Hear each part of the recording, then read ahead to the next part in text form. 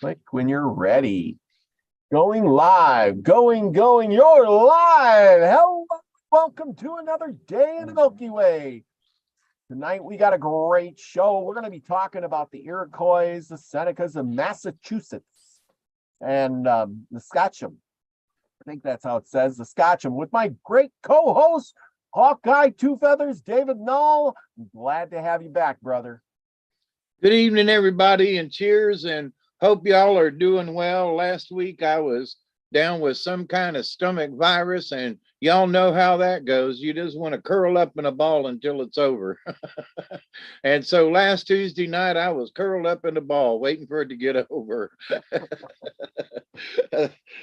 I wanted to be on here so bad, let me tell you. Mm-hmm. Yeah, it's one of those things. If you're not feeling good, you just gotta step back and relax. Unfortunately, I never have that problem. Oh, I'm just kidding.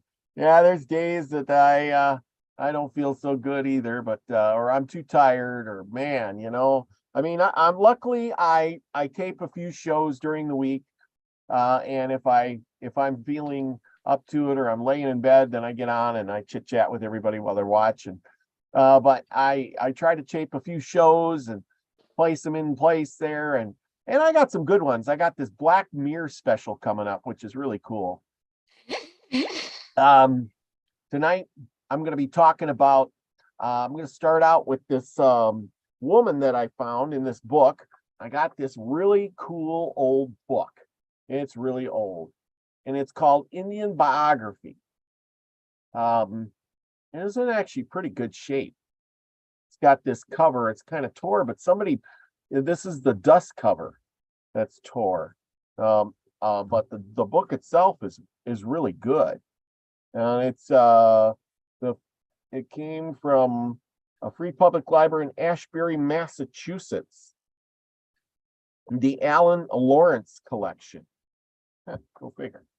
It is got to tell you a little bit about the book, because it says the property of the Ashley Library, the Indian biography, in a historical account of those individuals who have been distinguished among the North American natives, orators, warriors, statesmen, and other remarkable characters.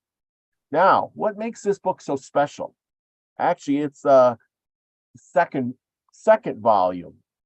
There's two volumes. I wish I could get the first. It's printed in New York in 1832. You don't believe me? 1832. Look at that. And it's in pretty good shape. I had to pay an arm and a leg for it, but it's in pretty good shape. Yep, it says Act of Congress in the year 1832. And this is not one of those reproduction, printed, second printing or nothing. This is a first printing. And First edition, yes. And like I said, it's really neat. Because the first story starts out with this lady, Squash Sketchum. I think I'm saying that right. Sachem, Sketchum, right? Sounds like it. Yeah, Squash Sketchum of Massachusetts. Her sons Sagamore John and Sagamore James. The intercourse with the English, anecdotes of them, complaints, services, death, and characters. The Sketchum of the Neposet. This war with the Squaw Sketchum. Visits Boston several times. Appears in court against the Blastow, and anecdotes of the government, Indian policy of Massachusetts compared with that of Plymouth. Anecdotes of the Chickabot, and his death. Now, who ever heard of Chickabot? It's Chick, Atabot, Chickabot. I guess that's how it's said. Let's see. And it starts out, and we're going all the way back to 1619. Now, that's a ways back. But if you were in 1832, that's still a couple hundred years. Yeah. And that's a couple hundred years from now, so that's 400 years. Yeah, that's a long time. And we're going to talk about it says here, I'll just read this bit and then we're going to go to some pictures, because who wants to look at my ugly mug, right? Having heareth before, and remember, they can talk a little bit different back in the day. And considering how old this book is, it's amazing the big words they use. And if I mispronounce some of this stuff, it's because the spellings that you find in these old books are not the spellings of the books that we have today, or the words. So Right. if you Google it, it just doesn't come up because the spellings are different. So I can't even Google the word or the person. And thank you all for coming. We're getting a full house coming in here. We got Queen Peachy Keen. And Susie Q is here. Scotty boy, hope you got your pants on. If you don't, well, nobody look. Just don't stand. Yes, exactly. He's got one of those chairs like they got in Idiocracy, with the toilet underneath and the cooler on the side with his beer in it. And he sits there and he watches TV and doesn't even have to get up to go to the bathroom. How cool is that? Man's got everything he wants. Anyway, here we go. Having therefore had occasion frequently to introduce the names of Indians who subject themselves more or less to the government of Massachusetts, we propose in this chapter to notice a few of the prominent of that class who are not yet been mentioned. And they're mentioning people who they thought were important in that day, who I've never heard of. Some years previous to the arrival of the English, the various Massachusetts tribes, properly so-called, are believed to have been confederated, like the Pomacanates, and others, under the government of one great Sketchum, whose name was Nagafeziment. Yeah, Nagafeziment. Never heard of him either. Nagafeziment. I don't know. Or the New Moon. This unusual resident was in Medford, near the Mystic Pond. He was killed in 1619 by what enemy is unknown. 2 years after, a Plymouth party visited this section, and remember, Plymouth, Pilgrims, Plymouth, and they discovered the remains of one of the Nefashim's forts.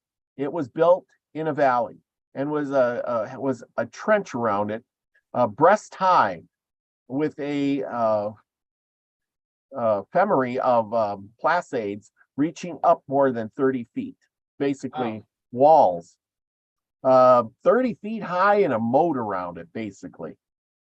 Palisades, I think that word Palace. is. Oh yeah, palisades reaching up more than 30. When you're reading it and you're looking at it, I mean, Looks you got to different. remember. Well, this printing is really small in this book too. Reaching up the direction by a narrow bridge. I almost have to have a magnifying glass to see this printing. The Sketchum's grave had been made under the frame of a house within the enclosure, which was still standing, and another upon a neighboring hill marked the spot where he fell in battle. Now that doesn't sound like a savage tribe, does it? His dwelling house had been built on a large scaffold, 6 feet high, also near the summit of the hill. It was evident that the Nefashimite was a chieftain, or of very considerable state and power. His successor, to a certain extent, was his widow. This is what we're all getting to. Well known in history as Squaw Sketchum, and otherwise called the Massachusetts Queen. It is probably from a later circumstance in part that some modern historians have described her as inheriting the power of her husband, but this is believed to be incorrect. We find no evidence of this among the old writers, although it appears, on the other hand, that some of the other Massachusetts tribes were at war with hers. When the English first made the acquaintance, it seems highly probable that these were the enemy, the rebels. We should perhaps say whom Nephesmet fell in attempting to subdue. His failure and death were sufficient without the aid of the terrible pestilence. Meaning, remember, they all got disease, they got smallpox, and they all died. Yeah. Right around that time, which reduced the number of the Massachusetts warriors from. Now, this is the amount. Now we're worried about the bug that went around, and we're all going to die and everything. Remember that? Oh yeah.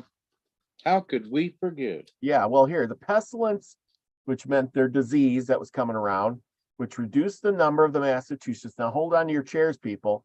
Warriors from 3,000 to 300 to prevent any attempts on the part of his widow from recovering or continuing his own ancient domain.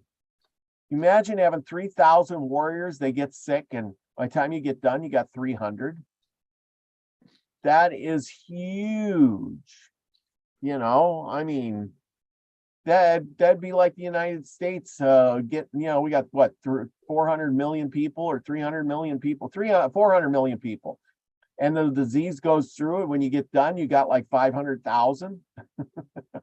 Be a lot of empty houses, people. Or 5,000. Well, no, you got to take a percentage. Yeah, I know, but I was just saying, it would just go from all these people to nobody. Yeah, you'd be living in desert land, deserted areas of nothingness. Now, that says warriors? Yes, the warriors.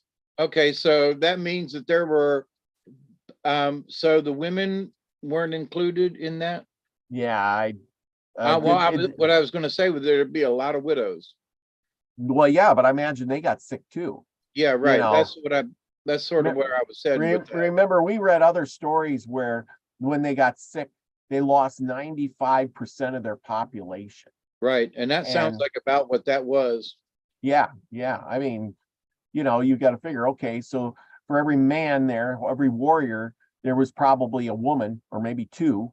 And, so you went and from. So say half of those had children. Yeah. And the children probably got it too. Yeah. Yep. So say you had 9,000 people and you reduced them to 1,200. That's a big drop, huge drop. It's amazing. Could you imagine how that many people being dead too? I mean, and who's going to do the burial, Well, that was the thing. Remember, we did that one where we talked about Squanto. And Squanto, remember, he was in the boat. They went 200 miles up the coast, and every time he went to one of the villages, all he found was skeletons and dilapidated houses. Basically, they died where they lay and where they fell. Yeah. Yeah, and everybody else ran away, figuring, I don't want to get sick or whatever's happening to them. It's horrible, and they ran off. And who knows? They may have died in the woods too.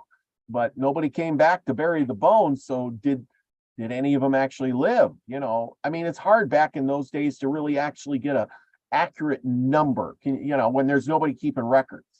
Yep. And so, even today they scrunch the numbers. So, but yeah. Yes, exactly. Amber Dawn's in the house.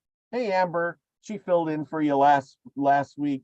Appreciate her. And she had a great show on last night, so I chimed in there. Let's see, Scotty Boy, Amber. A big shout out to Amber. The garden plans. Hey, Amber, thank you. Susie Q is having a drought, so garden plans have changed. Hoping to build stuff this summer. Yes, okay. Queen Peachy says, cheers, David. Haven't seen you in a blue moon or a blood moon. I'm back. Yeah. Okay. We're going to help Susie Q manifest a greenhouse. There we go. Everybody put your intentions towards that. Okay, so he couldn't continue. Still, the Squasketchum governed at least remnants of the one tribe. She also laid claim to her territory in various places, and among the rest of what is now Concord. And remember, that's Concord was where they had that big battle, you know, the Revolutionary War. Grant of which place she joined with 2 or 3 other Indians in conveying to the original settlers of 1635. Previous to this date, she had taken a second husband, a Wapaneco or Wampaset.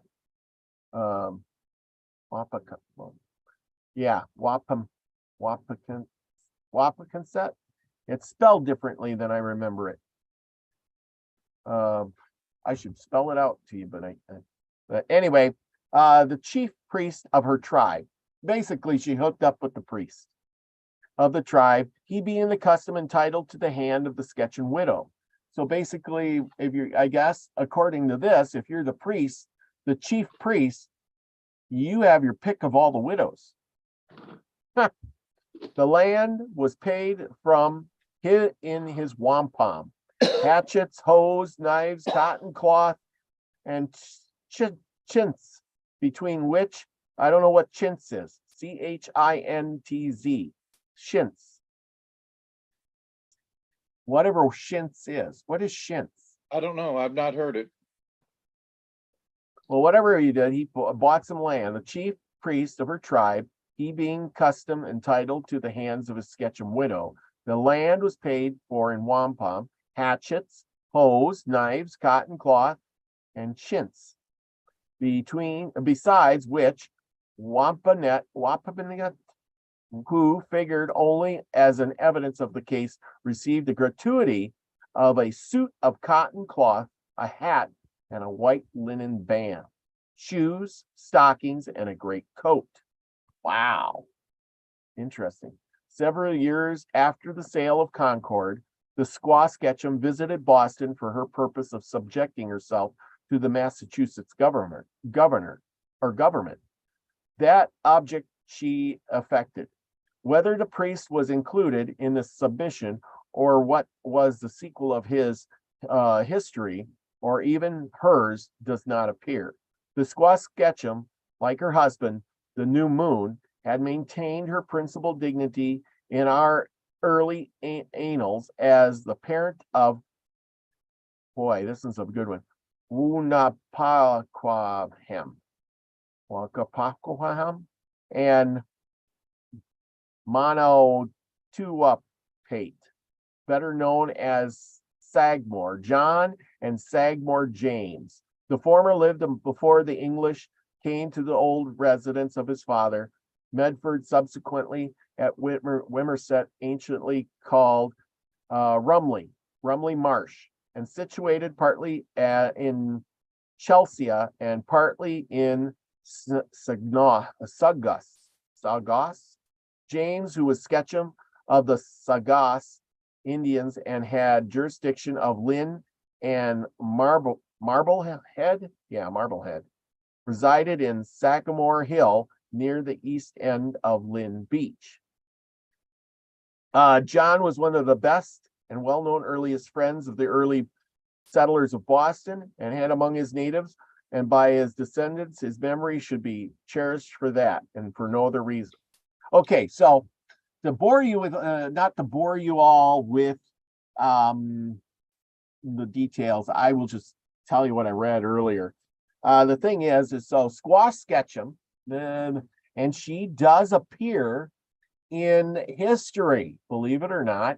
I looked her up, and she does exist. In reality, she's still known, and we are going to share a little bit, and I'm going to tell you a story. So she had a couple of children, John and James, who basically they got taught by the English. They wore the English clothes. They were good friends with the English.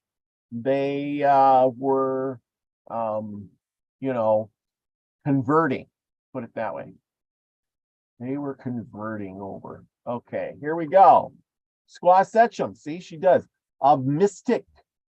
Squaw Sketchum of Mystic was a prominent leader in the Massachusetts tribe who indeed large tracts of land in eastern Massachusetts to early colonial settlers.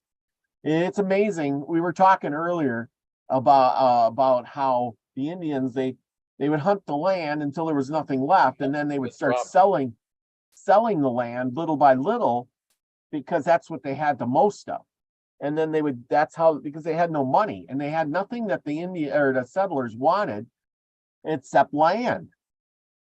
And they wanted pelts and things like that. But once the animals were all gone, all they had to do was sell the land. So she sold her land and got hatchets, hoes, knives, cotton, cloth, and chintz, whatever that may be. And for wampum, you know, so the settlers are paying in wampum, hose, knives, and hatchets, and cotton cloth. You notice there was no mention of guns. Okay. Her name was unknown, and she was known as an official deeds as the Squaw Sketchum. Squaw Sketchum ruled the Pawtucket Confederation lands aggressively and capably after Nemapathamet's death around 1635. Along with several other Native Americans, she deeded land in Concord, Massachusetts to the colonists, and by the time she had remarried to a tribal priest, Wampachmet, known as Webcowet or Webcowmet or Cowet, I don't know. In 1639, she decided or deeded the land of what was then Cambridge and Watertown to the colonists, an area that covers much of what is now the greater Boston area, including Newton, Arlington, Somerville, Maiden, and Charleston. She lived her last years on the west side of the Mystic Lakes, near what is now Medford, Massachusetts, and she died sometime between 1650 and 1667. She is remembered on one of Boston women's heritage trails. Her son, Wahaquamam Ham, and Motowamapate and Wenapokian were tribal leaders as well. She is sometimes confused with other contemporary Squaw Sketchums in the region, including Ashwaucox and Weetamoo. Okay, so anyway, that's the story of her. I mean, which I thought was pretty good. And then she does have the statue. So there she is, probably out looking over her land that she gave away for a few hose and some cloth, saying, boy, did I get a raw deal. But she did have those two boys, John and James, and they were friends to the English, and they did good. And when James, or I think it was John, oh no, James was killed. But John, he was such good friends with the English that he went ahead, and when he was dying on his deathbed, he called one of the English guys, the doctor or whoever it was, the governor or somebody, called him over and gave his sons to that man and said, you know, teach them the ways of your God, and you know, give him I wish I could, he said he wished he could have learned the ways of the God, the English God, they're the white man's God, but it's too late now. And then he died. But, you know, as an Indian goes, these guys were really in favor with the white man. And as I read that in the early days of the Indian, most of these white men treated the Indian fairly, very fairly. If the white man burned down one of their wigwams or something, which I read in here. It said that, hey, the white man must pay, and he got whipped himself. Let's see. I'm trying to find. Oh yeah, here it is. The Sagamore's last moments. This is kind of cool what he said. So John is dying. He's a poor Sagamore's last moments, being struck with death. We are told he began fearfully to reproach himself that he had not lived with the English and known their God. But now he added, I must die. The God of the English is much angry with me and will destroy me. I was afraid of the scoffs of these wicked Indians, but my child shall live, and the English to know their God when I am dead. I give him to Mr. Wilson. He, much good man, and much love me. Mr. Wilson, I'm talking like an Indian because that's how they spelled it.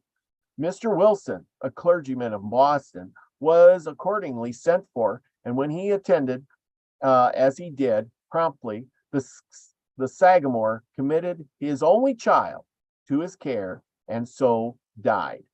In confirmation of this honorable testimony, the author of the wonder-working providence may be cited. He observes that the English clergymen were much moved to see the Indians depart his life without the knowledge of God in Christ, and therefore were very frequent among them for all the neosomatness of their disease, entering their wigwams and exhorting them in their name of the Lord. John is said to have given some of good hopes to being always very courteous to them.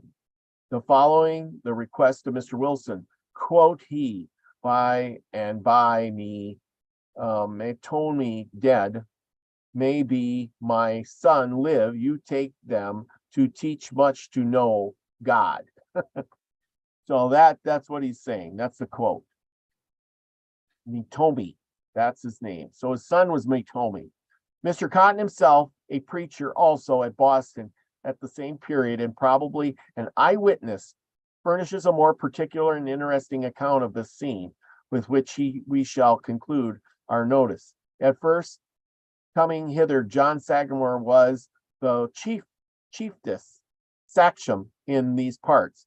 He, falling sick, our pastor, Mr. Wilson, hearing of it, and being of some acquaintance with him, went to visit him, taking one of the deacons of the church with him, and withal a little Meredith and strong water. Meredith must be alcohol, right? Yeah, Meredith, Meredate, Meredate, yeah, and strong water. What is strong water? When he came to his lodging, which we will call a wigwam, hearing a noisy within, he looked over and the mat at the door to discern what it meant, and saw many Indians gathered together, and some Powhatans amongst them, who were their priests, physicians, and witches. They by course spake earnestly to the sick Sagamore and to his disease, in a way of charming of it and him, and to one another in a kind of antithesis. When they had done all keep silent, our pastor went in with the deacon and found the man far spent, his eyes set in his head, his speech leaving him, his mother, old Squaw Sketchum, sitting weeping at the bed's head. Well, saith the pastor, our God save Sagamore, John, Powhatan, Cram, and his, that is, kill, Sagamore John, and thereupon he fell to prayer with his deacon, and after prayer forced into the sick man's mouth with a spoon a little Meredith dissolved with strong water. Maybe it's a plant or something, or or something. And soon after, the Sagamore looked up, and 3 days after went abroad on hunting. This providence so far prevailed with the Sagamore that he promised to look after the Englishman's God, to herence their sermons, to wear English apparel. But his neighbor Indians, Sagamores and Powhatans, hearing of this, threatened to cram him, that is, to kill him, if he did so degenerate from his country's God and its religion. He thereupon fell off and took up his Indian course of life again.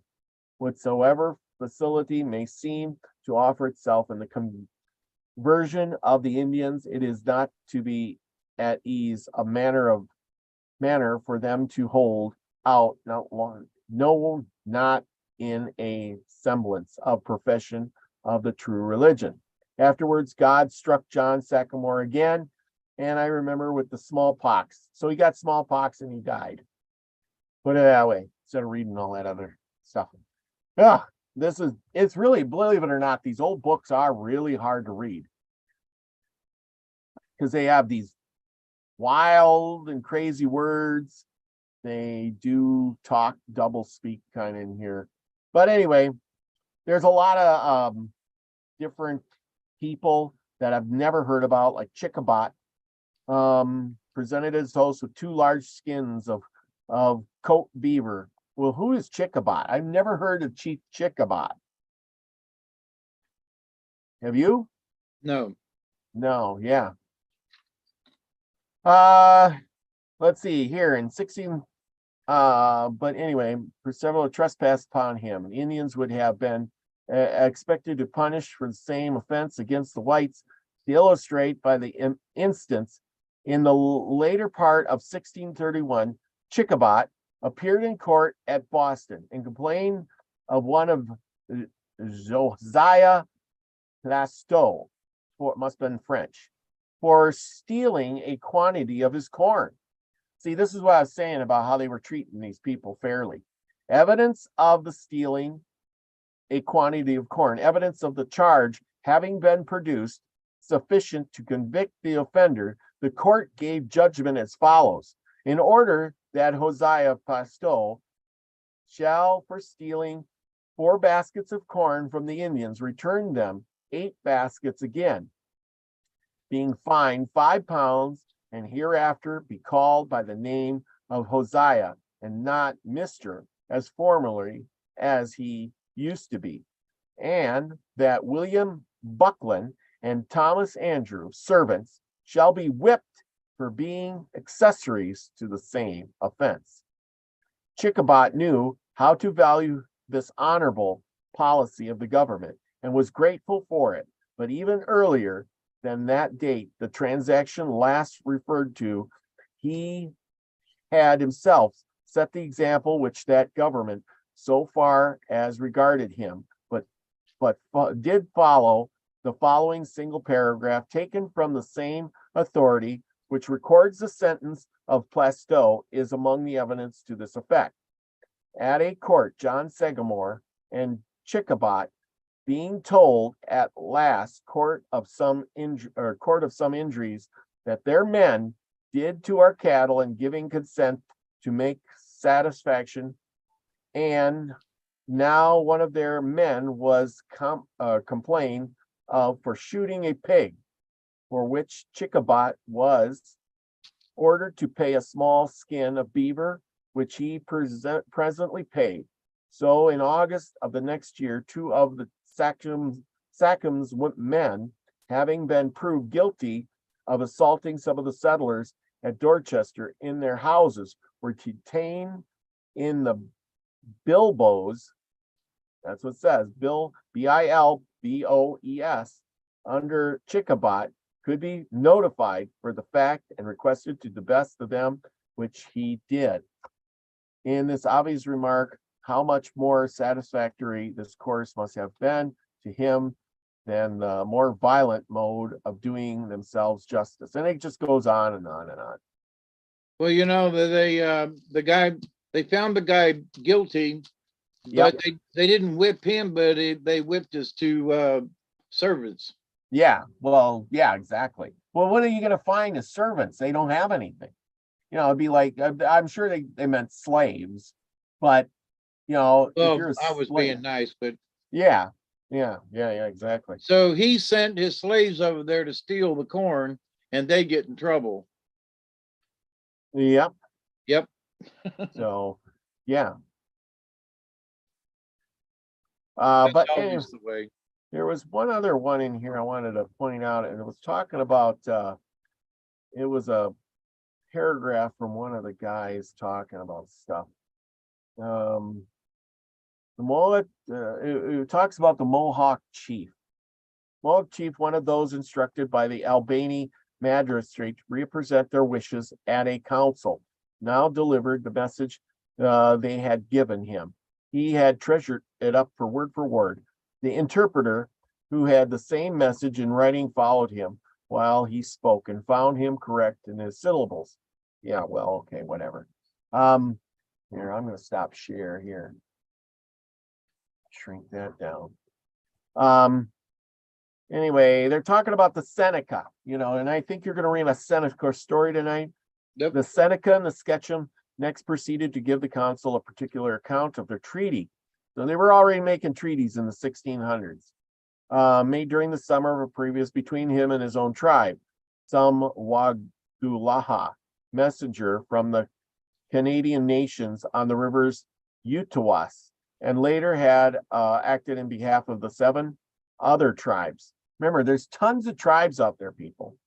4 members of his own confederacy to ratify what had been done by the Seneca. This article proposed by the Waganas were as follows. And this is kind of what the treaty is. So this is what they had to say. And there's only like 10 of them here. So we are coming to join 2 bodies into one, delivering up the same time 2 prisoners.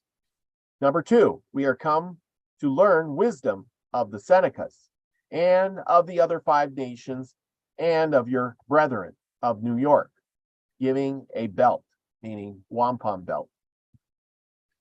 Number 3, we by this belt wipe away the tears from the eyes of your friends whose relations have been killed in war.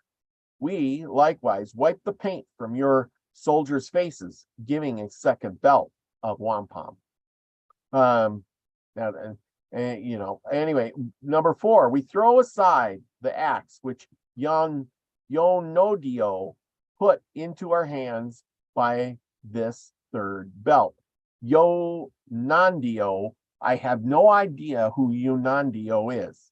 And I think he might be the Iroquois god, or a chief. I don't know. Let the sun, as long as he shall endure, always shine upon us in friendship, giving a red marble sun as large as a plate. Notice, a red marble sun. What kind of sun color do we have now? Number 6. Huh? Sort of blue. Yes, exactly. Number 6, let the rain of heaven wash away all hatred, that we may again smoke together in peace, giving a large pipe of red marble. Number 7, Yonandino is drunk. We wash our hands clean from his actions, giving a 4th belt. Number 8, now we are clean washed by the water of heaven. Neither of us must defile ourselves by hearkening Yonandito. That must be the god. That's how I've kind of determined. And I think you're right on that. I think then, yeah. We have 12 of your nation prisoners. They shall be brought home in the spring, giving a belt to confirm the promise. Number 10, we will bring your prisoners home when the strawberries shall be in bloom. Love the way they tell time. In which time we intend to visit Corlear, the governor of New York, and see the place where the wampum is made. And when Canahoot has done, the Wanahag presents are hung up in the council house in the sight of the whole assembly. They were afterwards distributed among several five nations, and their acceptance was ratification of the treaty. A large belt was also given to the Albany messengers as their share. A wampum belt sent from Albany was in the same manner hung up and afterward divided. When they divided, how do you divide one of those belts? The New England colonies, called by the Confederates Kinshu, sent the wooden model of a fish as a token of their adhering to the general covenant. This was handed around among the Sketchums and then laid aside to be preserved. Well, that is kind of how they did things. Isn't that kind of neat? Yeah. Oh yeah, here's another thing about Yanito. Now listen to this. This is just a little ways down the paragraph, and I don't know why I'm reading it, but it just says his name. So here it is. Yanito, you have notified your return to us, and that you have brought back 13 of our people who were carried to France. We are glad of it. You desire us to meet you in Kadadari next spring to treat of the old chain. But Yanito, how can we trust you? You have acted deceitfully so often. Maybe Yanito is a white man. You know what I mean? Because who else? Who are they talking about? Witness what we have done at Kararita Q, and urge our messengers met with a Utawas, and what was done to the Senecas at the same place. Here a belt was given indicating a witnessing still to treat. So maybe Yanito is the white man. Yonidado. Anyway, that one I would like to know. So there you go. It says here's another phrase. Number 4, Yanito, you desire to speak with us at Cardiacu. Don't you know that your fire there is extinguished? It is extinguished with blood. You must send home the prisoners in the first place. So I'm thinking he's talking about the English. Maybe that's the word for the English. Well, maybe it was the governor or somebody. It could be. I looked it up. I could not find it. I did look up some things, and It would seem to me that the way that last phrase is that you took them and now you're going to give them back, kind of thing. It sounds like a person, not a god or a yes, or a governor or something. Exactly. And I looked it up here. I'll have to share with you. I looked it up and I thought maybe it was a god. I looked it up. Yeah, I spelled it out as they spell it in the book, and it came up as a song or something. And it says the Iroquois have passed down centuries old tradition. It says their creator, talks about their creator god, and that would have been Hewinyo.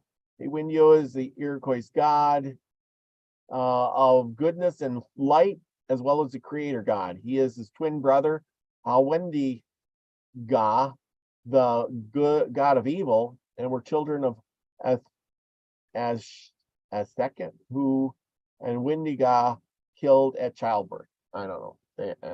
That's so it is not Yonida, no.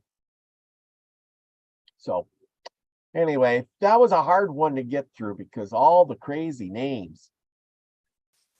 Seneca, member of an Iroquois people originally inhabiting the upstate of New York, one of the five nations comprising the original Iroquois. Oh, well, there you go. That's Amber Dawn for you. She's right on top of it. I looked up the definition and it says Seneca, a member of an Iroquois people originally inhabiting the upstate of New York, one of the five nations comprising the original Iroquois Confederacy. See, I have such smart people here. Anyway, Queen Peachy Keen says, I'm sleepy. I need somebody to read to me. Well, I guess that's your cue. But anyway, I hope you all enjoyed that. I'm going to try to finish up this book more, but it's a hard read. It's really small, but the print's small. The words aren't spelled all right. Trust me, it Old is. English.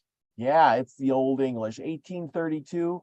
I tell you what, if I was a time traveler and I went back to the 1832, I don't even know if I could understand the language. I really wonder. And their pronunciation of things. Yeah, I wish I could pronounce those names much better, but I was taking notes and writing these things down, because like the Iroquois there, they got Chickabot, Black Kettle. I looked up Black Kettle, but it only comes up for Sioux. The Oneidas, the Oneidas, the Cayugas, the Massoit, and Squasketchum. I mean, I wish I had the enunciator. Maybe that chat bot can pronunciate them for me. So, what do we got tonight? I'm looking forward to a story 2. All right, so our story for this evening, following along with the Seneca Indian myths, which we started, well, going back now about a month ago now. And since I missed last week, we didn't really skip, but we just missed one. So the story is wolf marked. Wait, let me go back up here just a little bit. Oh, the Adventures of Wolfmart. Wolfmart, yeah. Wolf I got Mart, it. I got it. I got told it. by John Jimison. Yep. Getting it ready. And to try to pronounce the name of this, have you got? I'm looking at my copy versus yours. Okay, so Othanoini Hoyada is Wolfmart, and if I see Othanoi Hoyada, I'm going to use Wolfmart. I don't blame you one bit. And Hagi Hakwiya and Utsun or Otsun, which is turkey. Okay, ragged or shabby man, huh? Yeah, ragged or a shabby man. Yep. Yep. Well, Scotty Boy's in the house, and he's trying to pronounce those words too, but he's having a hard time. But anyway, I'm glad that we're pronouncing the words, and Scotty Boy can, just do his thing. I'm not even going to pretend. That's I've been through some really strange words, but that often oini, often oini, Yeah. oyada, othanoi, othan oini. Okie doke. Yeah, that's what I said. I'm gonna quit right there. Here's the thing. Maybe I should put it on my bucket list to learn at least one Indian language. So maybe I'd have a better time pronouncing these words. Maybe. Yeah, Maybe. I don't, that's the thing. I got to wondering about that. This was my big thought of the day the other day. Speaking of words, and so you got the English language, right? And for the most part, it varies some. Like, if you're in Australia, they talk a little bit different. If you're in England, they talk a little bit different. It's all that accent. They do spell some words differently, say some things differently. But then you get to the Indians, and there's all these different tribes, but there's bunches and bunches and bunches of different languages. Where did they come up with all these languages? I mean, literally hundreds of languages. And I mean, it just baffles the mind because, most of the world is thinning down. Is these languages going extinct? I mean, and in the first, and I imagine you're right. Yeah. Yes. But who thought of all these languages in the first place? That's what I'm wondering. It wasn't a matter of did somebody think about it. I think there was a base language, and it kind of sort of ugga bugga, ooga booga. I mean, they worked it out. Yeah. Well, yeah. And so, but this group of folks of 500 people who didn't travel much, they learned to speak that amongst themselves. So that became the language. But over the many centuries, I think that, like for the Sioux and for the Cheyenne, there were enough of them and there was enough of a spread of them that, there were similarities. But I mean, um, even down here in the South, you go up north and, some of our Southern words and ain't got this, or, you go up north and, they don't talk like that, Yeah. A Southerner gets put, you're not from around here, are you, boy? That's right. So, Yeah. but even with American English, we have our own standard of English, and even within, different communities in New York, there's the Bronx and they have their accent and certain delineations or, what they use this word for.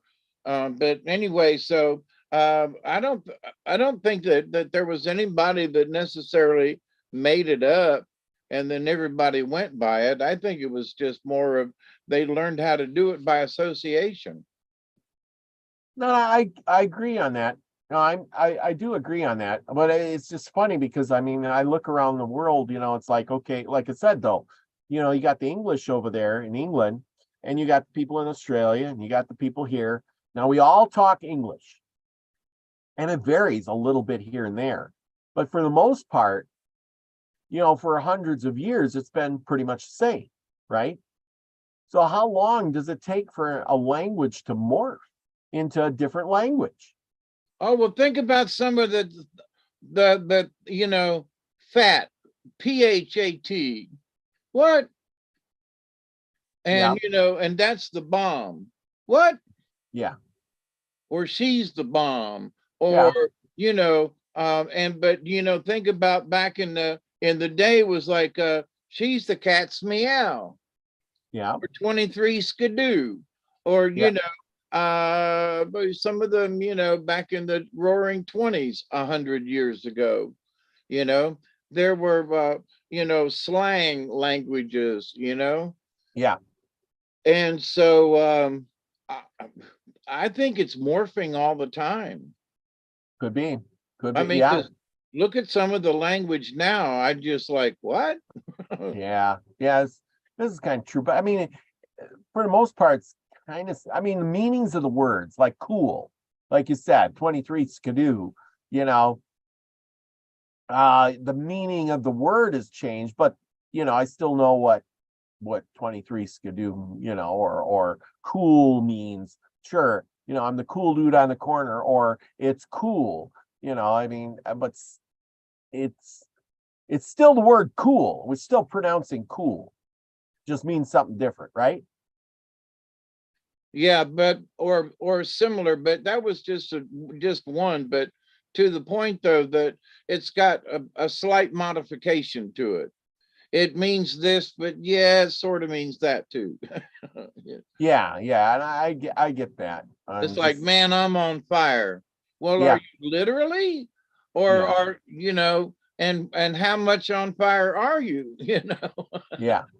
No, I totally get that. Like I said, it just kind of baffles me because there's so many variations. And Yeah, it, it's been my one of my sort of side studies is just observing how people talk and inflections of words and stuff. I mean, even down here in the South, You go a little bit north and they speak a little different than they do further south down here. I mean, it's interesting about the dialects. Yes, I agree. And you do, if you go to a different part of the country, you do pick up that accent. I mean, I have a Wisconsin accent, and people pick up on it a lot. I'm really surprised. They're like, "Oh, you got quite the strong accent there, eh?" I'm like, "Ooh, I do? Well, I didn't know Exactly. that." I've got an accent. Yeah, Yeah, okay. Yep. yeah. Anyway, I think I got the right story up, so we should be good.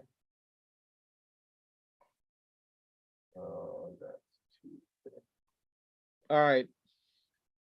Let me get myself a sip.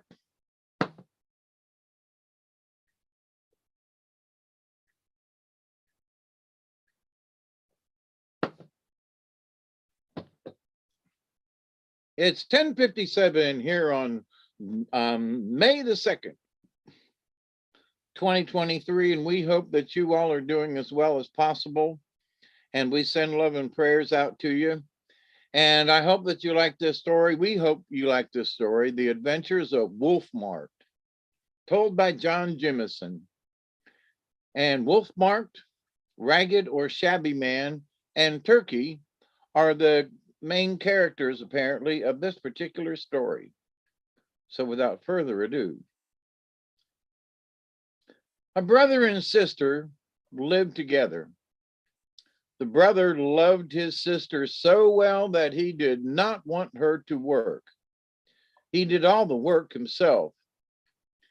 Each morning, when he was starting off to hunt, he said to her, "You mustn't go out," and he fastened the door. When he came home in the evening, he cooked, and after they had eaten, he said to his sister, "Lie down and sleep. I am going to a council." The sister never knew when her brother came home, but when she wakened in the morning, he was cooking. The girl didn't like to be fastened in. She said nothing, but all the time she was thinking how she could get out of the house. At last at night, a night came when her brother started off, forgetting to fasten the door. Then she determined to follow him to council. She found his tracks and, after following them a long distance, came to a house. She pushed the skin door aside and went in. An old man sat by a fire making a wooden ladle. He looked up and said, "Thank you, my niece. I have waited a long time for you to come." "I have come to get you to do something for me," said the girl. "I expected that you would ask me to do something for you. There they are. Take your choice." And he pointed to a pile of ladles. "It isn't a ladle that I want." "What is it then?" "Anyone who wishes for something asks for it." "I want you to destroy my brother. He keeps me fastened into the house." "I can't do that. Your brother has a great power. Perhaps my brother who lives near here can.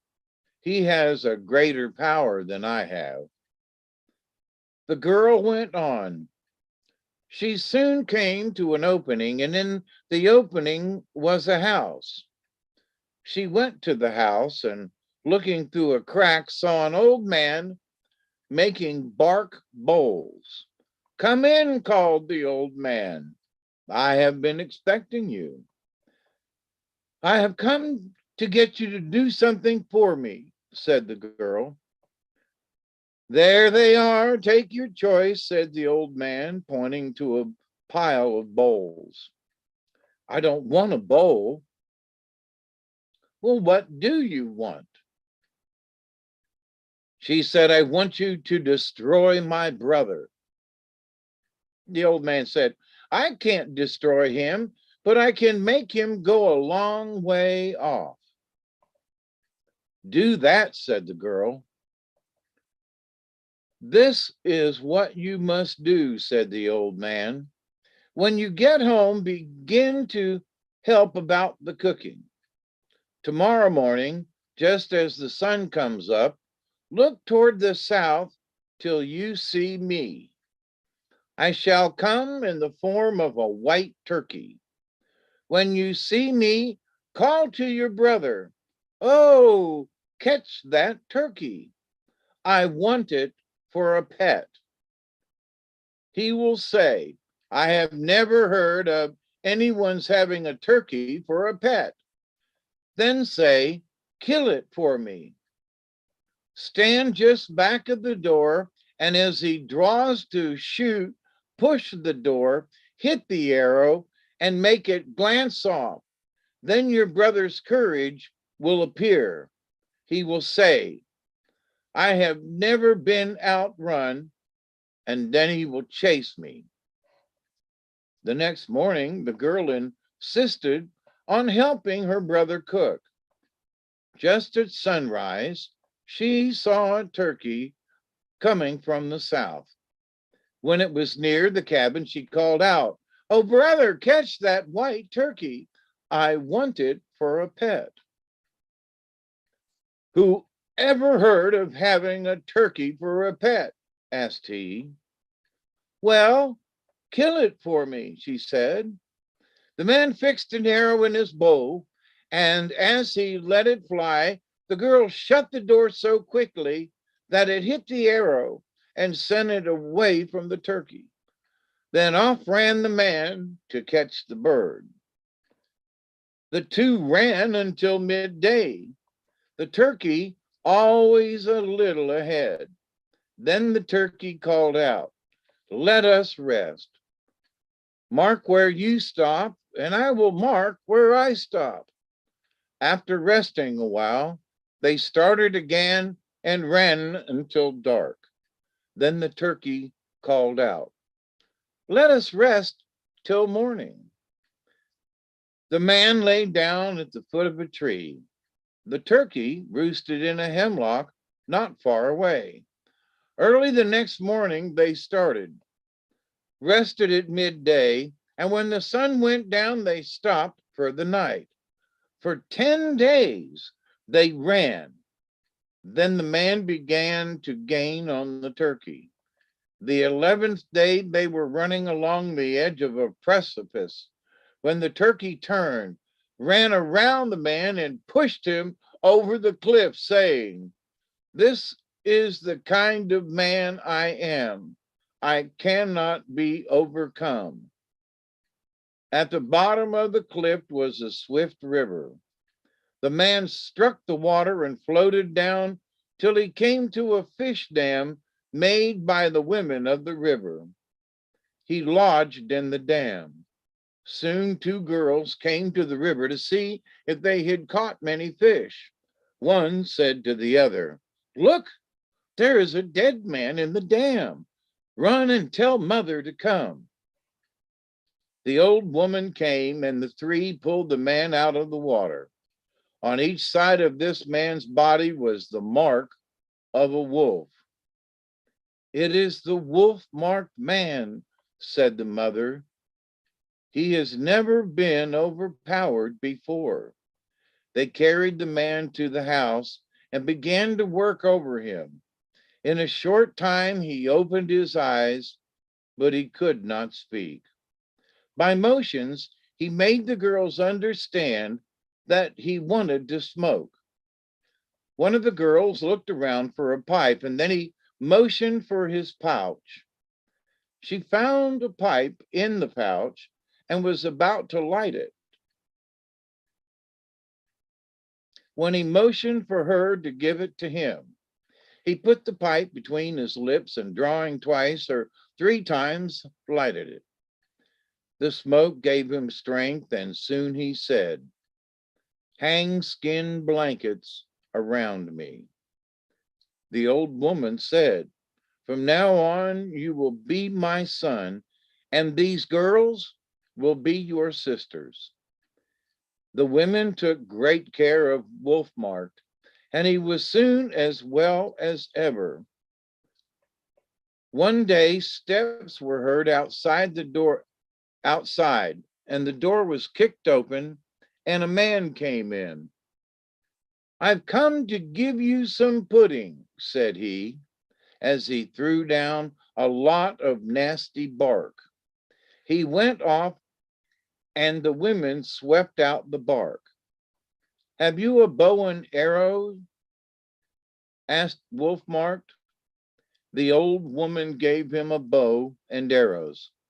He dusted the bow and straightened the arrows, and then stringing an arrow and saying to it, "Go and kill a bear," he shot it through the smoke hole.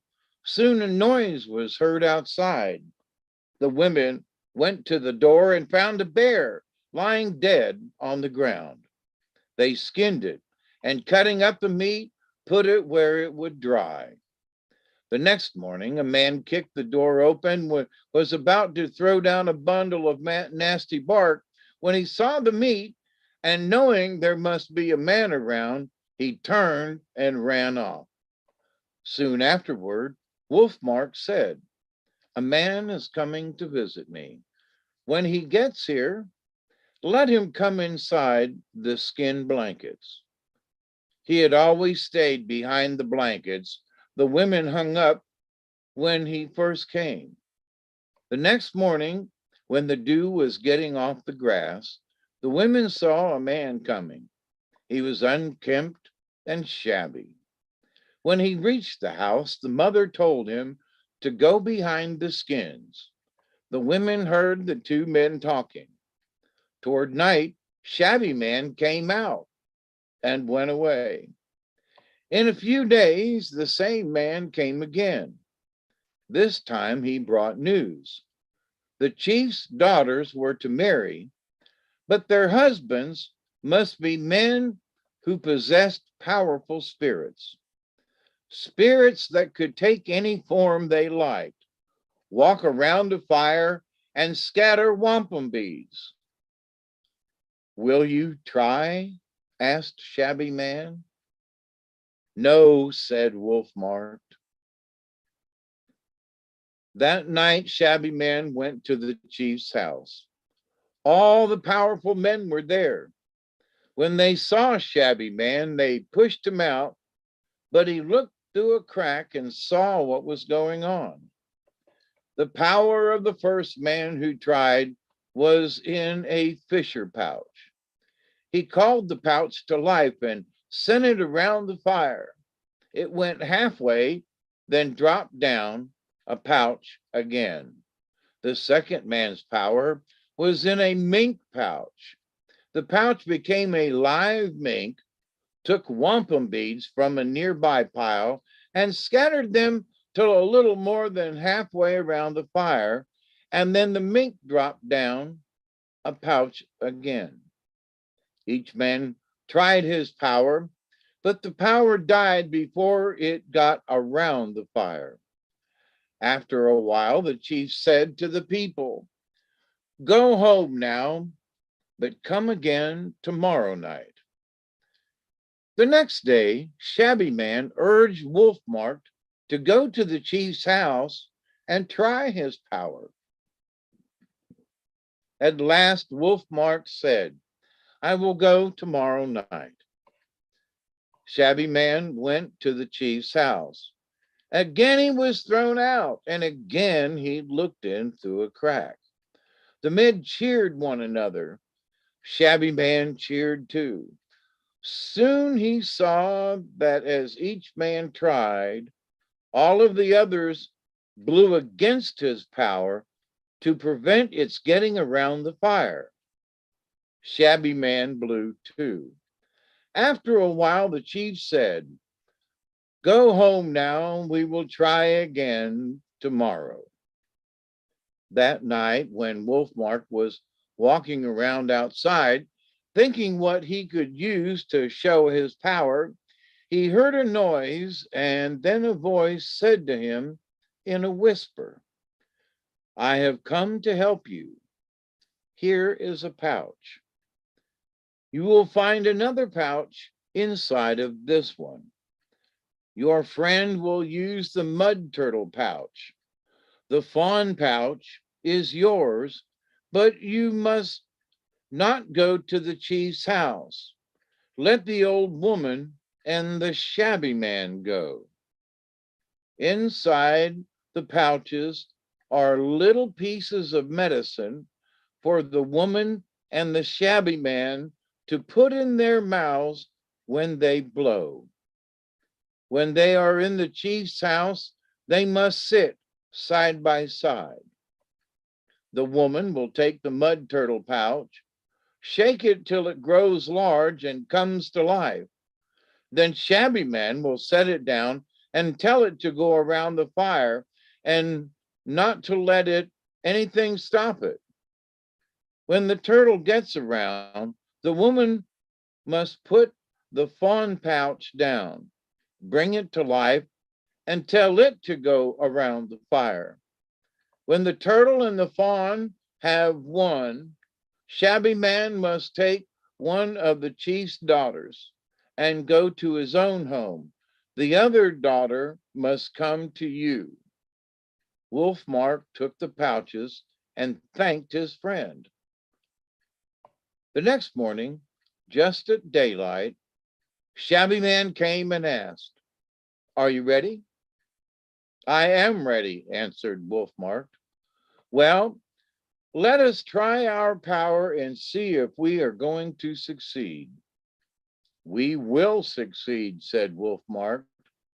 Let us try so as to get used to doing it, urged Shabby Man.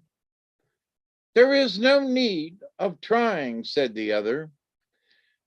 Shabby Man urged a long time, and then he went off, but he soon came back and began again, urged until he was tired, went off and again came back to tease Wolfmark to try his power.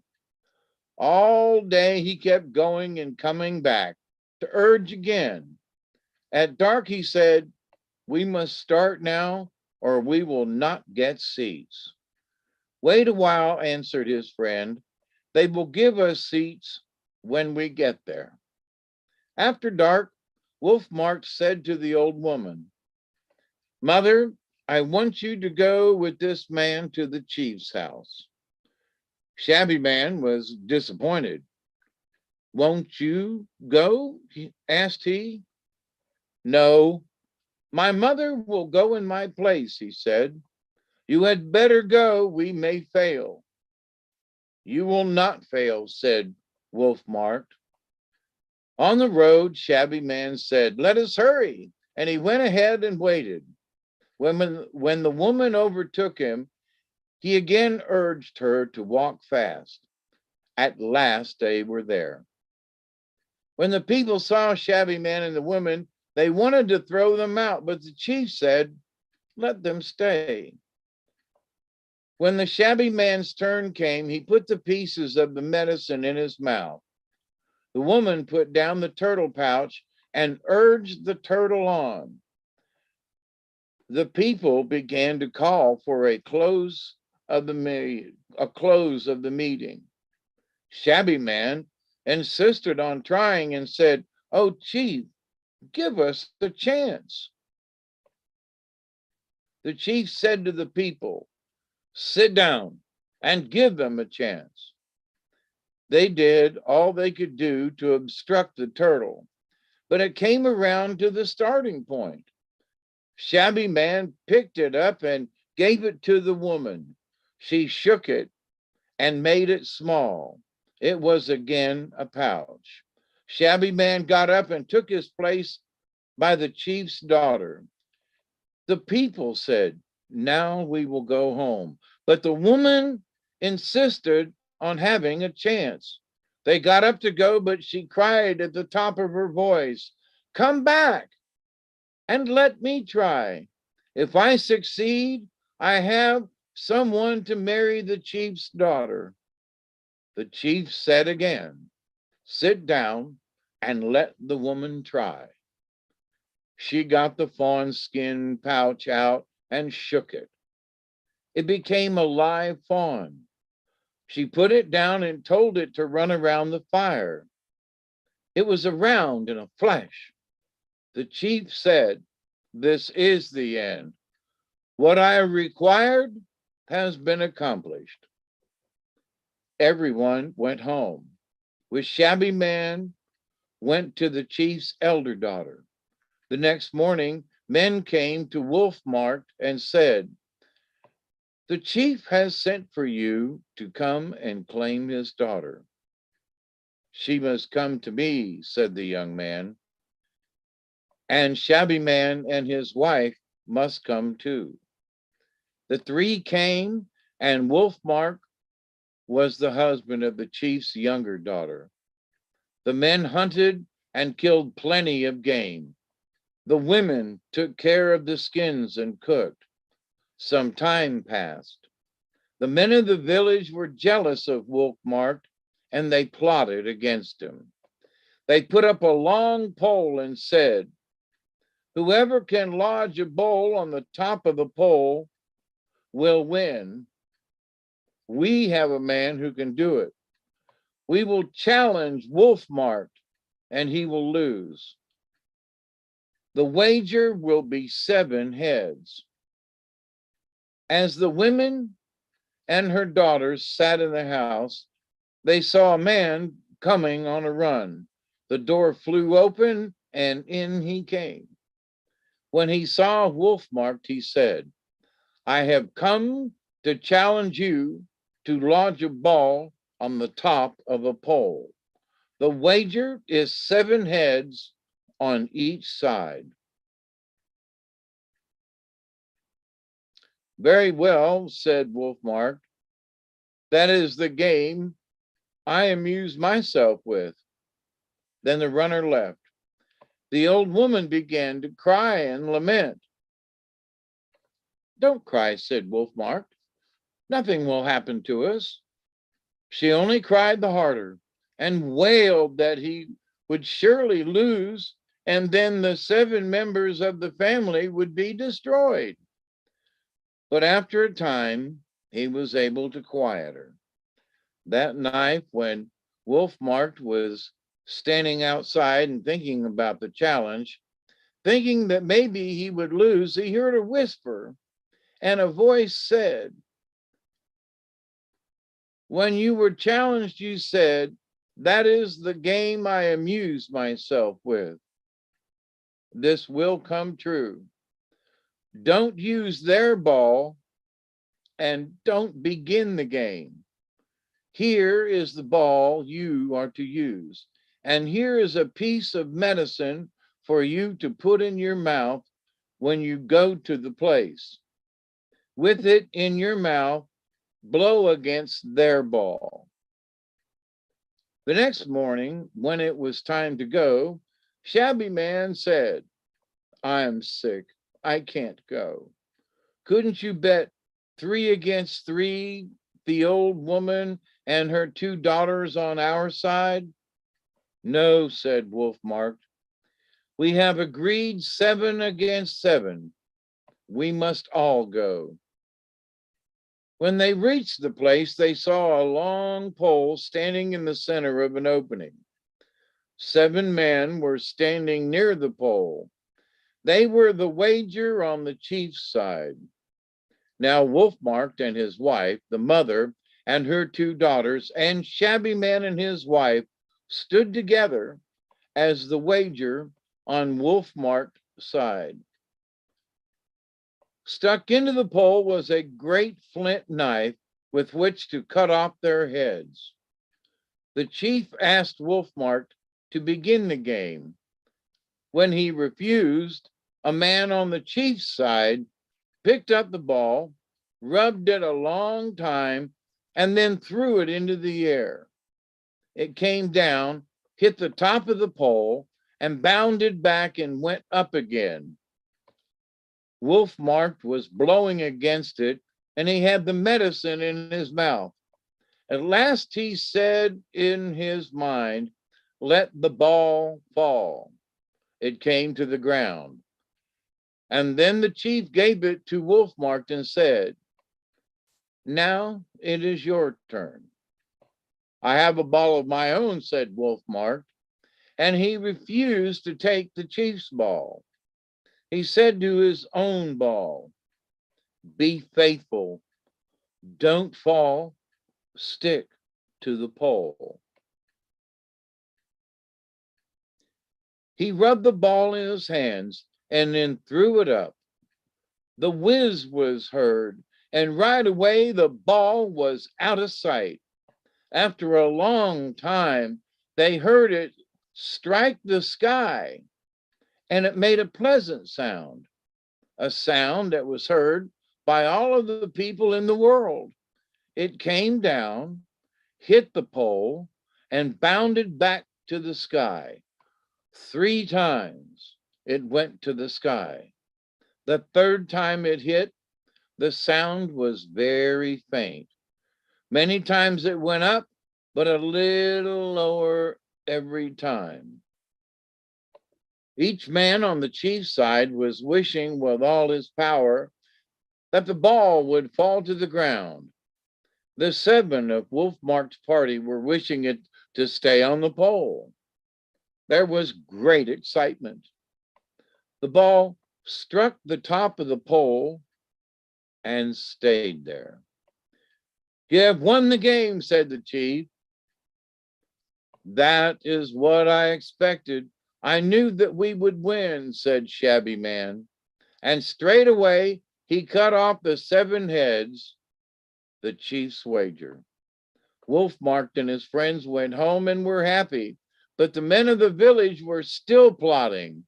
After a good deal of talk, one of the men said, "This is what we will do. I am the swiftest runner in the world. I have never been beaten. Challenge Wolfmark to run a race with me. We will run around the lake, and the wager will be 7 heads." A man went to Wolfmark and notified him of the race and its conditions. "That is the game I like best," he said.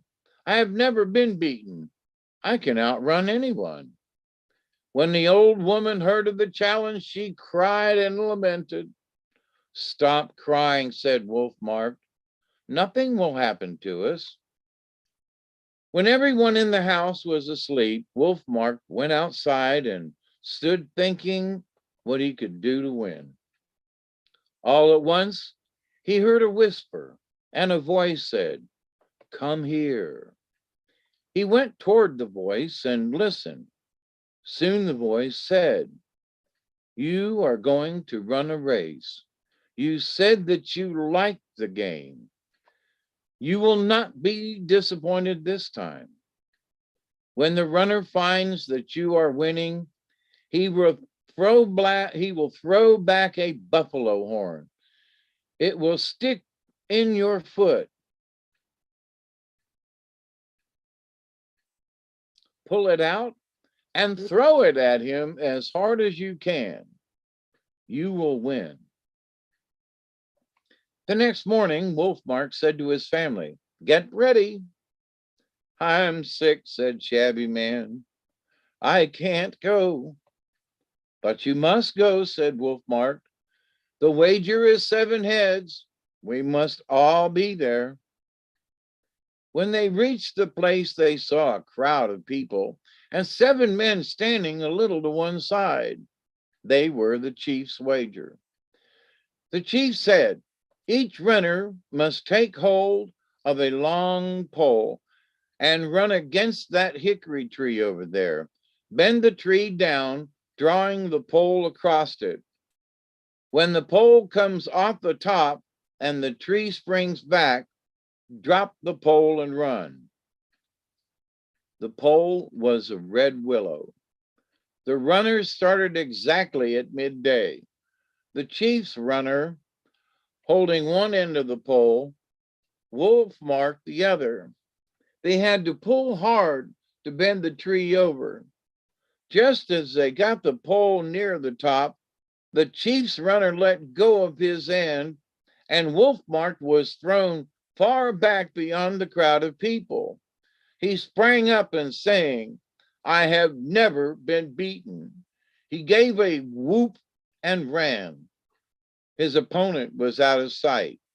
People shouted with joy. Shabby Man rolled on the ground and cried, Oh, we are beaten, we are beaten. If he had only said that the wager would be one head, that his own. When Wolfmark got out of sight, he called a mole and said, You see that man running? Get ahead of him. Wolfmark went into the mole. The mole went under the ground and came out ahead of the runner, who wasn't going very fast, for he thought Wolfmark was far behind. After a while, he saw a track and thought, Can he be ahead? Then he ran swiftly, but didn't see anyone. Looking again at the tracks, he said in his mind, He is ahead. And taking a buffalo horn out of his pouch, he told it to go to the young man and stick in his foot, and he threw it. The horn overtook Wolfmark, and as one of his feet came up, it went into it, and he fell to the ground. He tried to pull the horn out, but he couldn't. As the chief's runner passed, he called out, Get up! I never before saw a man sit down when he was running a race. Just then, Wolfmark's whispering friend said to him, Pull the horn out, throw it, and say, Go fast and enter the runner's foot so deep that he can't get you out. Wolfmark threw the horn and ran on. He hadn't gone far when he saw his opponent sitting on the ground trying to get the horn out of his foot. Stop and help me, begged he. I didn't say that when you sent the horn into my foot, said Wolfmark, and he ran on. All the people were watching to see which runner was ahead. The chief's party said, We might as well begin to cut off those heads. We will cut off 6 and then take Wolfmark's when he comes. A man seized a flint knife and ran to Shabby Man, but the chief called to him, Wait till the runners get here. At last they saw one runner, and then the crowd shouted, Our man is coming! Our man is coming! When the runner came a little nearer, people began to feel uneasy. They were not quite sure that it was their man. Then they saw that it was Wolfmark. Shabby Man looked up.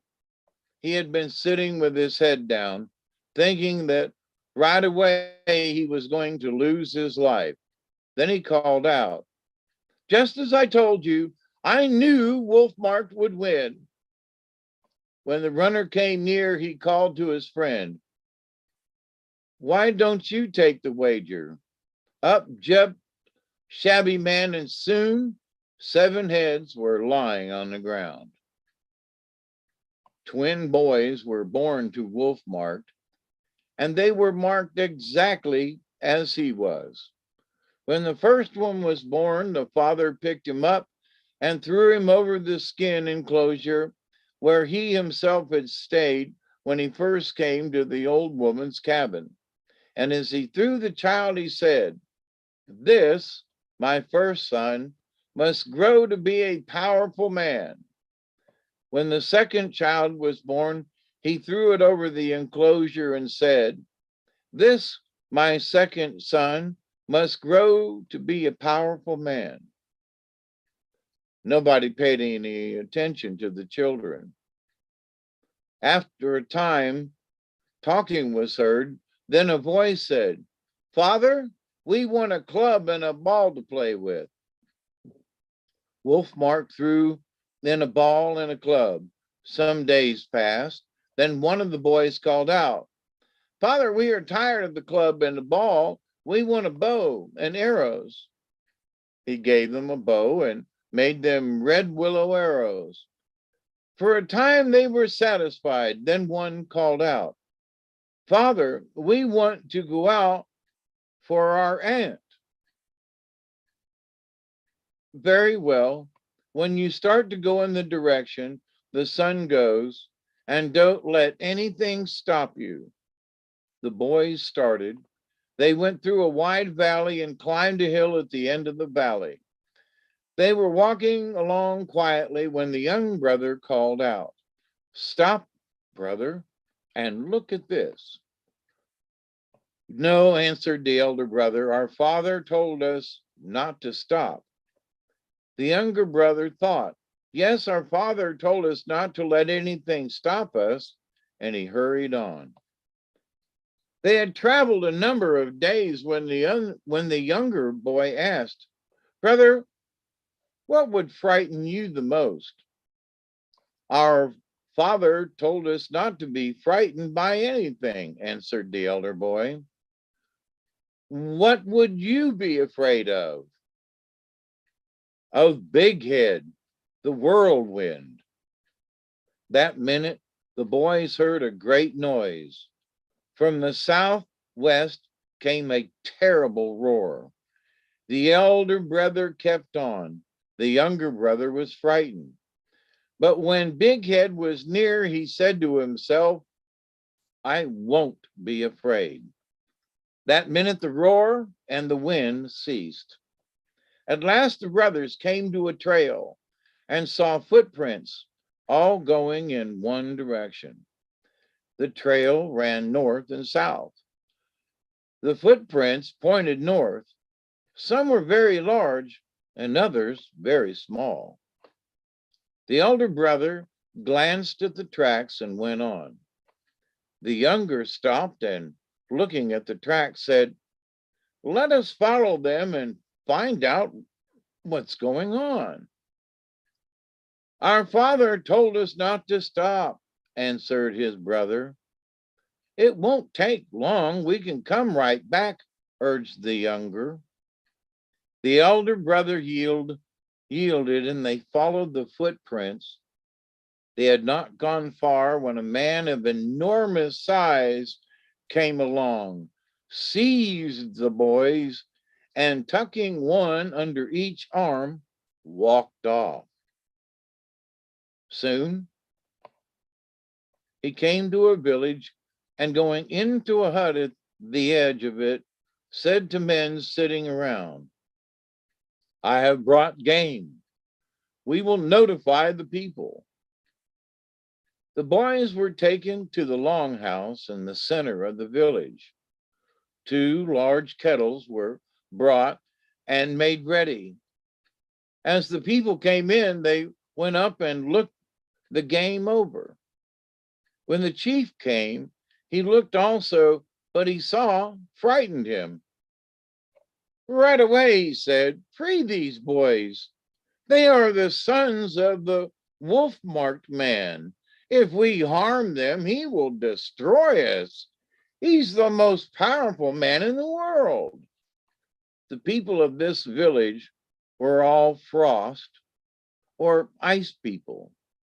They liberated the boys, and the 2 traveled on till they came to a beautiful country. "I think that our aunt is near here," said the younger boy. "Oh, no," said the elder. "She must be far away yet."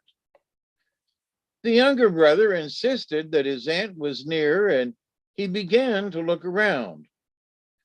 The elder stopped and watched him. The boy came to a hollow tree, and in the opening saw the body of a woman. "Come here, brother," called he. "I have found our aunt." He struck the woman with his arrow. She didn't move.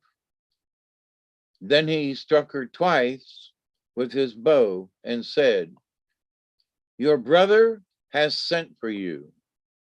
The woman moved and roused up a little. Her face was covered with scabs and sores, and she was frightful to look at. The younger boy rubbed her with saliva. The scabs fell off, and she was well. Then the boys saw that she was a fine-looking woman. Now we will go home, said the younger brother, and the three started. Wolfmark had forgiven his sister for trying to destroy him. He was glad to see her. After this, they all lived together happily.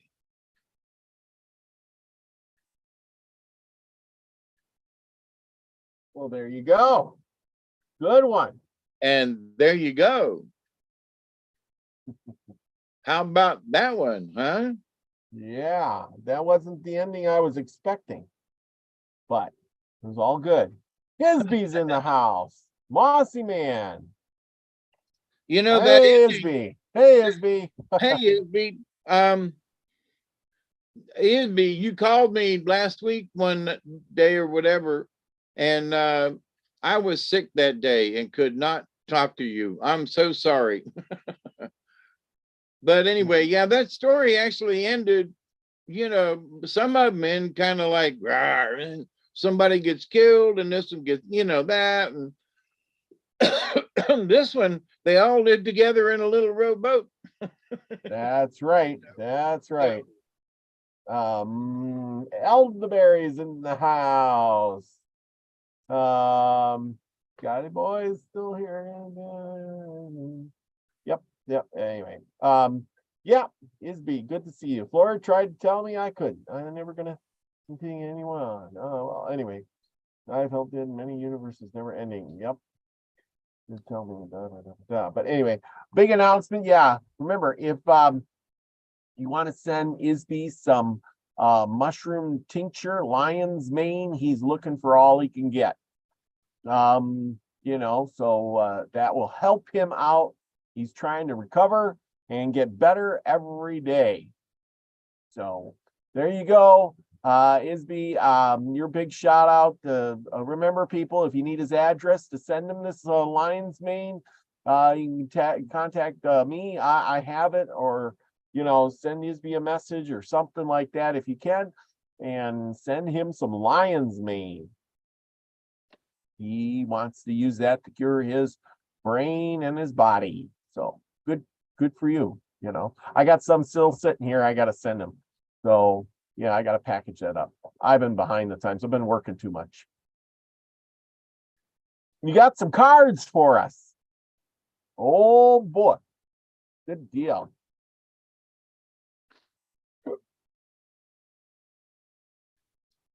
I'm looking for the book now too.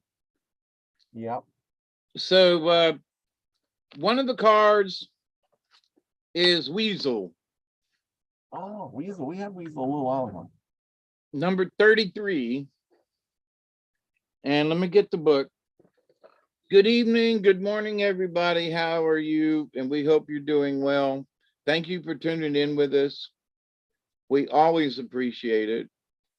And while I'm yakking, I'm looking for the page. Ooh. Weasel is stealth.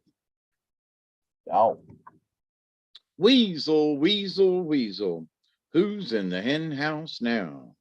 If I were to ask you, you'd say it was the cow. Weasel has an incredible amount of energy and ingenuity, yet it is a difficult power totem to have. It is not without significance that ermine or weasel pelt is worn by royalty. Weasel has ears and can hear what is really being said. This is a great ability. Weasel eyes see beneath the surface of a situation to know the many ramifications of an event. This too is a rare gift.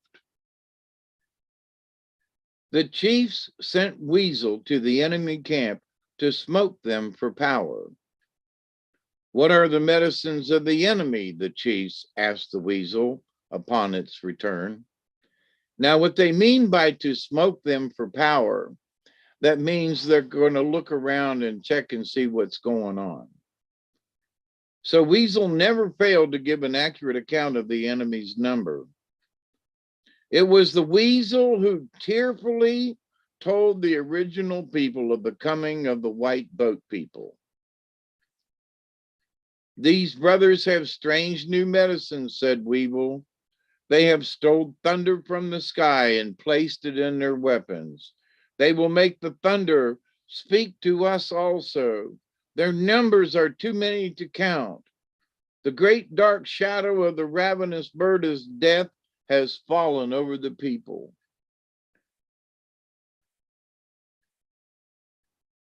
Weasel could confound Great Spirit, pick his pockets, and then leave Great Spirit contemplating his divine navel.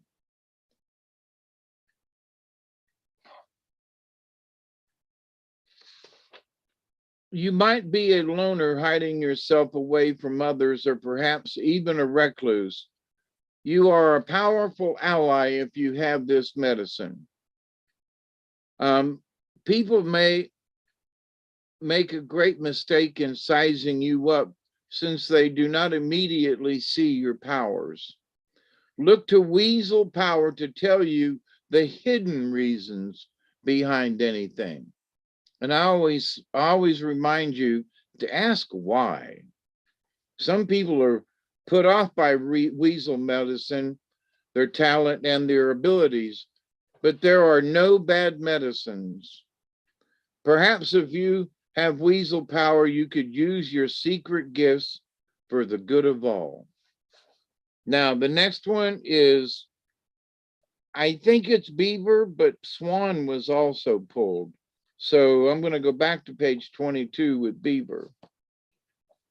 Well, that was almost right on the money. Beaver, teach me to build my dreams, including others too. One mind, one thought, hearts as one, lessons learned from you. Beaver is the builder. Beaver is the doer of the animal kingdom. Beaver medicine is akin to water and earth energy and incorporates a strong sense of family and home. If you were to look at the dams that block woodland streams, you would find several entrances and exits. Beaver is armed with very sharp teeth and are capable of felling whole trees. From the rear, beaver is armed with a paddle-like tail that aids in swimming, but also helps in building.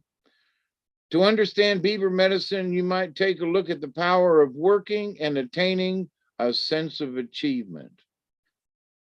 So, weasel's got lots of energy, lots and lots of energy. And so that you might say that with beaver medicine, who's a builder and lots of energy, you could build a lot of stuff. In building a dream, teamwork is necessary. To accomplish a goal with others involved, it involves working with the group mind, not a hive mind, but a group mind. The group mind constitutes harmony of the highest order, without individual egos getting in the way. Group mind constitutes harmony of the highest order. So you got a lot of skittish energy with the weasel running around, but the highest order is with harmony. If beaver has appeared in your spread, it may be time to put your ideas into action. So a lot of good energy, put them into action. The beaver card could also be asking you to settle differences with fellow workers or friends. Sometimes beaver brings you a warning to watch your back. If this is your medicine, You'll know it by the position in which the card falls. Well, it was up. So now the third card is Swan. And I think it's Grace, if I'm not mistaken.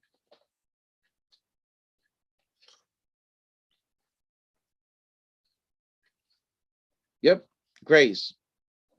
I can still remember. Swan, the power of woman, entering sacred space, touching future yet to come, bringing eternal grace. Now the card is upside down.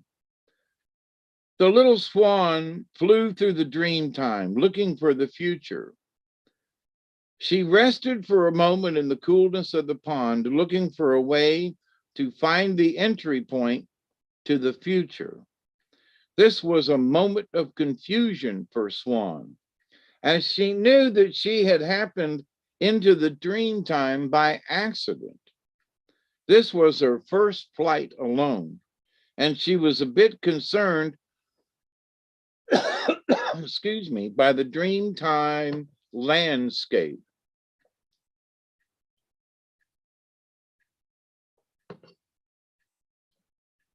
As Swan looked high above Sacred Mountain, she saw the biggest swirling black hole she had ever seen. Dragonfly came flying by, and Swan stopped him to ask about the black hole.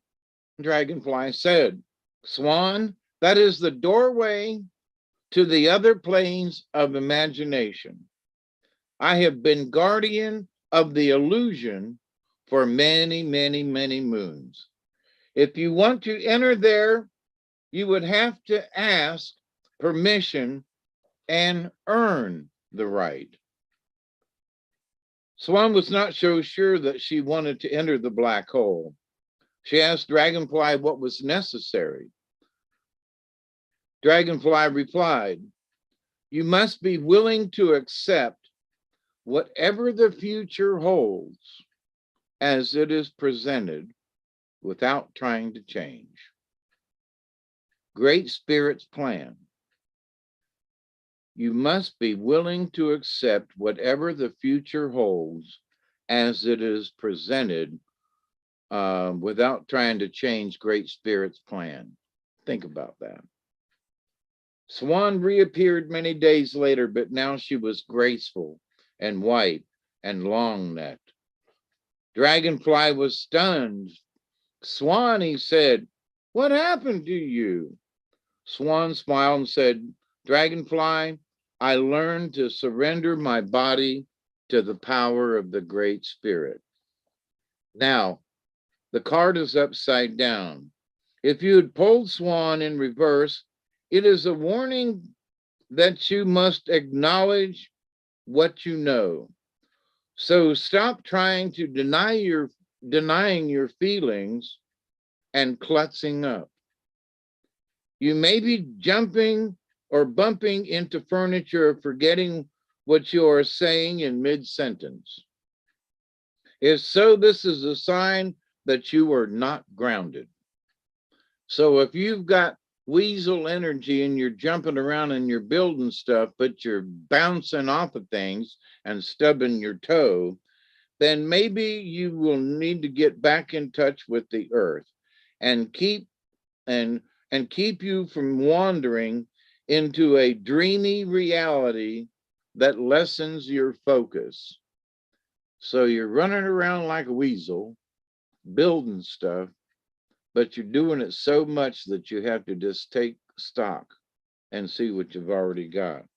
In any case, Swan Reverse says that you need to pay some attention to your body. If it can seem that is if you are flying without a pilot's license, you are not aware of when you take off or when you land. And I think part of this is for me, because here lately it doesn't seem like I'm flying around and I don't know where I'm going. But anyway, so those are the cards for this evening. They're not bad cards. So if you're bumping into stuff, go ground yourself, and if you're sitting around and not doing anything, but you're feeling antsy, that's weasel. And, if you feel like, you're going to go outside and build something, there's the beaver. That's right. There's the beaver, and there's nothing wrong with any of the above. So just be careful. Absolutely. Absolutely. I sure do like that weasel one and the beaver one and swan, all graceful. Yes, that's for sure. Yeah, That's for sure. yeah, being graceful, the swan, accept what you've already got and be grateful and thankful for it, and Mhm. just say Thankful. thank you. That is so sure. Yep. Let's see. Well, anyway, you got a show tonight. Yeah, I'm kind of wound up and geared up and everything. Gotta go let the dog in and find out where he's been and and that kind of thing. But I'm gonna go get me something to drink. But yeah, I'll be back on for a little bit. All right. Sounds great. I'm Which sure means, everybody probably 3 or 4 in the morning. too early for me. I gotta go to work tomorrow. No, and I So haven't done that in a while. So, but anyway, I got to get to bed, but I'm sure it'll be a great show for everybody who wants to join. And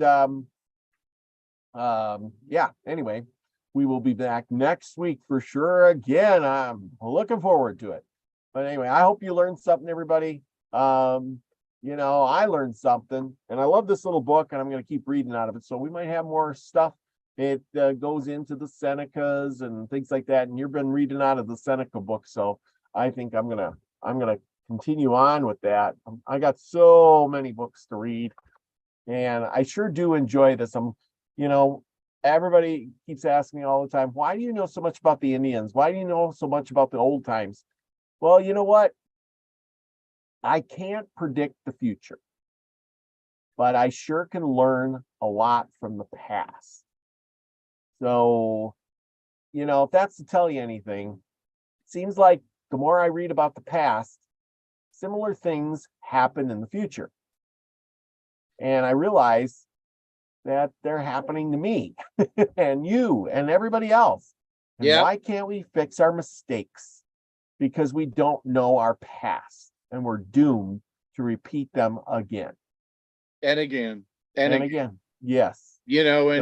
and we're going back how many hundreds of years with some of this stuff, with the books that you read and the stories that we relate. Yep. And so some of the stories are ancient, but the stories themselves, are a couple of 100 years old in the books that you have.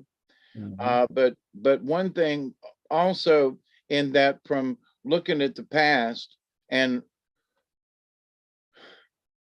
we learn about ourselves in it. I know I have, and you have too, Robert, as we have talked Yep. with folks over this last year-ish or more. Yeah. Oh yeah. And and the more we delve into past things, it's not necessarily where we're headed, because we can look at things and go, holy crap, I don't know where we're headed. Yeah.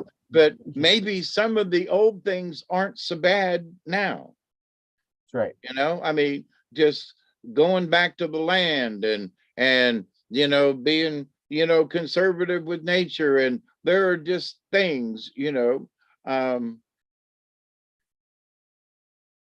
Oh yeah, I agree. There's things, and if, Just like I said, I'm kind of lost for anything to Yeah. go past that. yeah, but that's true. There's so many things, especially right now. I mean, I think there's a lot of people who just don't want to listen, and they don't want to learn anything, and they just want to go along to get along, and whatever happens, happens. But And they want to get a computer put in their head, pretty much, and just like the Indians, they wanted to. Really, a lot of them wanted to become like the white man. They seen what they had. They had houses that were warm. They had, implements that were made of metal and made life better.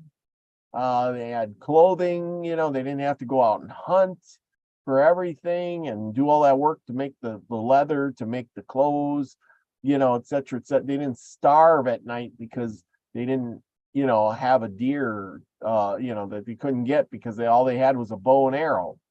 Yep. So And they also, you know, white man had sugar. We that haven't too. talked about that. Yeah, White man had sugar. sugar. And a lot of Native Americans, guess what, have sugar diabetes. That they ain't were meant for not- sugar. The Native Americans were physically not made to have a lot of sugar, period. Yeah, or alcohol. Or alcohol.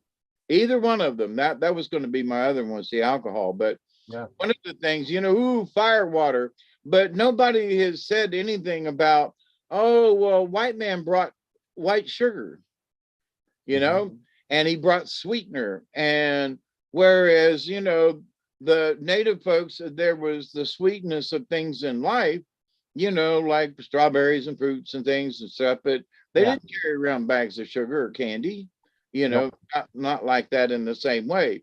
So, but anyway, that's killing them today. The sugar is. It's killing all of us. I read a thing about how back in the in the 1800s, early 1900s, a person ate maybe 5 pounds of sugar a year. Today, we eat 150 to 200 pounds of sugar a year. Yeah. That's our whole body weight in sugar all year. And it does the same, it has the same effect on our brain as cocaine. Yep. Go figure. Yeah, oh, yeah. Let me go get a candy bar. Yeah, we're all addicted to it. Trust me, it's and it's hard to stop eating sugar. It really is, because it's everywhere. It's in everything. I mean, yeah. I can't have my coffee without a little bit of sugar. You know, I just, it ain't gotta be heaps of it, but God, I gotta. But anyway, thank you everyone for turning out tonight. We love you. Cheers. Remember, everybody, go out and do something nice for somebody, your neighbor, give them a wave, a smile, anything, and it's free. Remember, go out and be the frequency you want to receive, everyone. Love you all. Peace, everybody. Next time. And there we go.